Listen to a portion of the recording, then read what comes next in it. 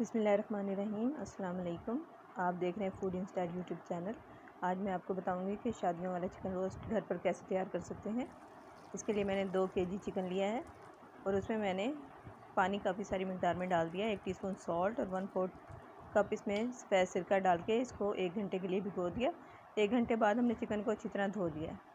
अब 1/4 कप दही है, उसमें 1 teaspoon crush chillies, 1 teaspoon red chilli powder, half teaspoon हल्दी, 2 टीस्पून सॉल्ट, थोड़ा सा फूड कलर, हाफ़ टीस्पून अजवाइन, 1 टीस्पून गरम मसाला पाउडर। इसके अलावा इसमें 2 टीस्पून सफ़ेद सिरके के जाएंगे। ये हम मैरिनेशन तैयार कर रहे हैं। 2 टीस्पून चिली सॉस के जाएंगे। 1 टेबलस्पून इसमें गार्लिक पाउडर का जाएगा और 2 टीस्पून केचप जाएगी। इन सब चीज़ों को हम अच्छे से मिक्स कर लेंगे। अब हम घी को बहुत तेज़ गरम करेंगे और उसमें चिकन को फ्राई कर लेंगे। जो चिकन हमने धो के रखा था उसको हम फ्राई कर लेंगे। चिकन को हमने गोल्डन ब्राउन फ्राई कर लेना है और फ्राई करके हम एक साइड पे निकाल लेंगे इसके चिकन को। घी को बहुत तेज़ गरम होना चाहिए और कलर हमने देना है इसके चिकन को बहुत आसानी के साथ और सेम टेस्ट के साथ ये चिकन आपका स्टीम रोस्ट तैयार होगा। बाकी का चिकन भी हम फ्राई कर लेंगे।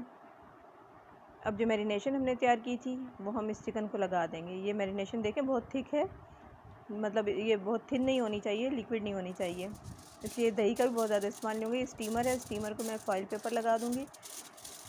आमतौर पर प्रेशर कुकर में ये स्टीमर प्लेट मिलती है हमको।